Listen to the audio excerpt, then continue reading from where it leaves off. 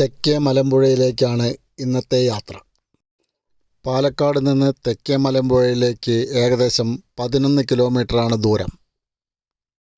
പാലക്കാട് പട്ടണത്തിൽ നിന്ന് വിക്ടോറിയ കോളേജിൻ്റെ വലതുവശത്തുകൂടി കോഴിക്കോട് പാലക്കാട് ബൈപ്പാസ് മുറിച്ച് കടന്ന് മാട്ടുമന്ത, മുക്കൈ ശിവക്ഷേത്രം, കടുക്കാംകുന്നം എന്നീ സ്ഥലങ്ങൾ പിന്നിട്ട് മന്തക്കാട് വഴിക്കാണ് മലമ്പുഴയിലേക്ക് പോകേണ്ടത്. പാലക്കാട് നിന്ന് മലമ്പുഴയിലേക്ക് ഏകദേശം 7 കിലോമീറ്ററാണ് ദൂരം. പോകുന്ന വഴിയെല്ലാം മനോഹരമായ കാഴ്ചകളാണ് നമ്മൾക്ക് നൽകുന്നത്.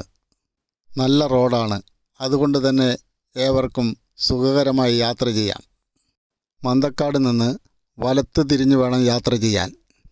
മിൽമയുടെ ഒരു കാലിത്തീറ്റ നിർമ്മാണശാലയും ഗവൺമെൻറ് ITയും മന്തക്കാടുണ്ട്. ഇടതുവശത്ത് കാണുന്നത് ഗവൺമെൻറ് ITI ആണ്. റോഡിന് സമീപം തന്നെ ഒരു ക്ഷേത്രവും കാണാം. ക്ഷേത്രം പിന്നിട്ട് കുറച്ച് ദൂരം സഞ്ചരിക്കുമ്പോൾ ഫാൻറ്റസി പാർക്ക് വലതുവശത്ത് കാണാം. ഫാൻറ്റസി പാർക്കും പിന്നിട്ട് ഒരു വളവ് തിരിയുമ്പോൾ മലമ്പുഴയുടെ മനോഹരമായ കാഴ്ചകൾ കണ്ടു തുടങ്ങുകയായി. വടക്കേ ഇന്ത്യയിലെ പോലെ തന്നെ ആടുമാടുകളെ റോഡുകളിൽ അലയാൻ വിടുന്നതും ഇവിടുത്തെ കാഴ്ച തന്നെയാണ്. രാവിലെ ഇവകളെ തുറന്നു വിട്ടാൽ വൈകുന്നേരങ്ങളിൽ അവകൾ അതാത് വീടുകളിൽ എത്തിച്ചേരുന്നു. ഒരു ക്ഷേത്രവും ഒരു വളവും പിന്നിട്ട് പ്രസിദ്ധമായ മലമ്പുഴ ഡാമിൻ്റെ അടുത്ത് നമ്മൾ എത്തുന്നു. തെക്കേ ഇന്ത്യയിലെ ജലസേചനത്തിനായുള്ള ഏറ്റവും വലിയ ഡാമാണ് മലമ്പുഴ. നേരെ ചെല്ലുന്നത് മലമ്പുഴ ഗാർഡൻ്റെ പ്രവേശന ഗേറ്റാണ്. ഇവിടെ നിന്ന് ഇടതുവശത്തു കൂടി വേണം തെക്കേ മലമ്പുഴയിലേക്ക് യാത്ര ചെയ്യാൻ. വലതുവശം പോകുന്ന റോഡ് കഞ്ചിക്കോട്, ആനക്കല്ല്, കവ എന്നീ സ്ഥലങ്ങളിലേക്കാണ്. മലമ്പുഴ ഗാർഡൻ്റെ പരിസരത്തുള്ള റോഡുകളെല്ലാം തകർന്ന് കിടക്കുകയാണ്. മിക്കവാറും എല്ലാ സമയത്തും ഇതൊക്കെ തന്നെയായിരിക്കും ഇവിടുത്തെ കാഴ്ച. ധാരാളം വിനോദസഞ്ചാരികൾ വന്നു പോകുന്ന ഇടമാണ് മലമ്പുഴ ഡാം. ഗാർഡൻ്റെ പരിസരത്ത് ധാരാളം സന്ദർശകരുണ്ട്. ഇവിടെ നിന്ന് ഇടതുവശത്തു കൂടിയാണ് തെക്കേ മലമ്പുഴയിലേക്ക് പോകേണ്ടത്. കയറ്റം കയറുമ്പോൾ വലതുവശത്ത് ഹേമാംബിക ക്ഷേത്രം കാണാം. ക്ഷേത്രം കടന്നാൽ ഓൾഡ് ബ്രിഡ്ജാണ്. പ്രധാനപ്പെട്ട ഒരു വ്യൂ പോയിൻ്റാണ് ഇവിടം. ഓൾഡ് ബ്രിഡ്ജിൻ്റെ മേലെ കൂടിയുള്ള വഴിയിലൂടെ സഞ്ചരിച്ചാൽ ഗസ്റ്റ് ഹൗസിലെത്താം.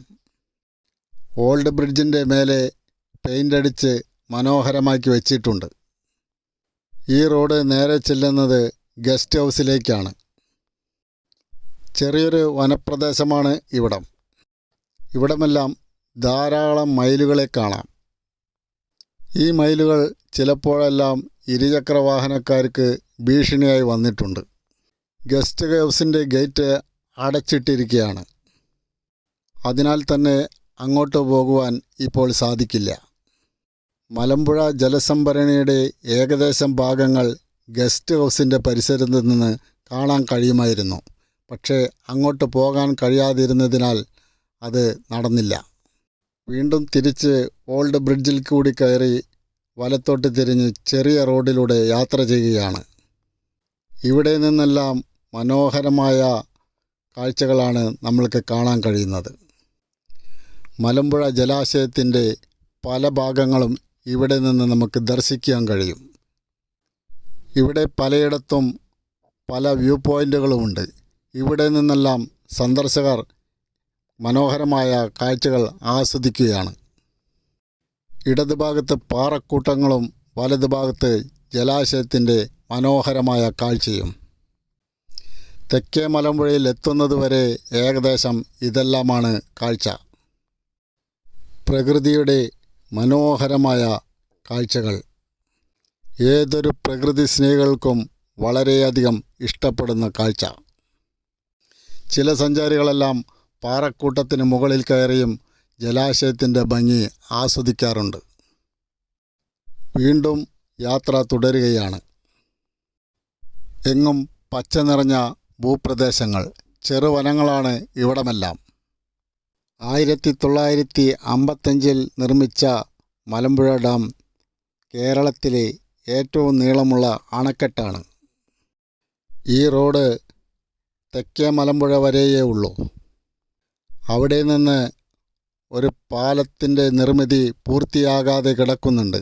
അത് പൂർത്തിയായിരുന്നെങ്കിൽ മലമ്പുഴയെ മൊത്തം എല്ലാവർക്കും ചുറ്റുവളഞ്ഞ് കാണാമായിരുന്നു. മഴ പെയ്യുമ്പോൾ പോകുന്ന വഴിയിൽ നിന്നെല്ലാം ചെറിയ ചെറിയ വെള്ളച്ചാട്ടങ്ങൾ കാണാം. മനോഹരമായ കാഴ്ചയായിരിക്കും അതെല്ലാം. മലമ്പുഴ സന്ദർശിക്കുന്ന സഞ്ചാരികൾ ഏതായാലും തെക്കേ മലമ്പുഴ എന്തായാലും സന്ദർശിക്കേണ്ടതാണ്. അത്രയ്ക്കും മനോഹരമായ കാഴ്ചകൾ നമുക്ക് ലഭിക്കുന്ന സ്ഥലമാണ് തെക്കേ മലമ്പുഴ. ഇങ്ങോട്ട് ബസ് സർവീസൊന്നും ഇതുവരെയില്ല. മലമ്പുഴ വരെയേ ബസ് സർവീസുള്ളൂ. കവയിലേക്കും ആനക്കല്ലിലേക്കുമെല്ലാം ബസ് സർവീസുണ്ട്. അതെല്ലാം മലമ്പുഴ ഡാമിൽ നിന്നും വളരെ അകലെയാണ്. തെക്കേ മലമ്പുഴ സന്ദർശിക്കുവാൻ വളരെ എളുപ്പവുമാണ്. മലമ്പുഴ ഡാമിൻ്റെ ഇടതുവശത്തുള്ള ഓൾഡ് ബ്രിഡ്ജ് കഴിഞ്ഞാൽ പിന്നീട് അങ്ങോട്ട് ജലാശയത്തിൻ്റെ കാഴ്ചകൾ തന്നെ നമ്മൾക്ക് കാണാൻ കഴിയും. പല ഭാഗത്തും ജലാശയത്തിലൂടെ ഇറങ്ങുവാനുള്ള ചെറുവഴികൾ കാണാം. എല്ലാം സഞ്ചാരികൾ പോയി തയ്യാറായിട്ടുള്ള വഴികളാണ്. പല ഭാഗത്തും ചെറുവഴികൾ കാണാം. അതിലൂടെയെല്ലാം ഡാമിലേക്ക് ഇറങ്ങി ഡാമിൻ്റെ മനോഹാരിത നമുക്ക് കണ്ട് ആസ്വദിക്കാം. കവയിലേക്കുള്ള വഴിയിലൊന്നും ഇതുപോലെ ഇറങ്ങുവാനുള്ള സൗകര്യങ്ങളില്ല. മലമ്പുഴയിൽ നിന്ന് ഏറ്റവും എളുപ്പത്തിൽ എത്തിച്ചേരാൻ കഴിയുന്ന ഒരു സ്ഥലം തന്നെയാണ് തെക്കേ മലമ്പുഴ. അടുത്ത കാലത്തായി ഇവിടെ ചില ഹോം സ്റ്റേകളും ഭക്ഷണശാലകളും ഉണ്ട്. ധാരാളം ഔഷധച്ചെടികളും ഡാമിൻ്റെ പരിസരത്ത് കാണാം. ഒഴിവു സമയങ്ങൾ ചെലവഴിക്കുവാൻ ഏറ്റവും അനുയോജ്യമായ സ്ഥലമാണ് തെക്കേ മലമ്പുഴ. ഈ പ്രകൃതി കാഴ്ച നുകരുവാൻ ധാരാളം സഞ്ചാരികൾ ഇവിടെ എത്തുന്നു. ഏവരുടെയും മനസ്സിനെ കുളിർപ്പിക്കുന്ന പ്രകൃതി വിരുന്നാണ് ഇവിടെയുള്ളത്.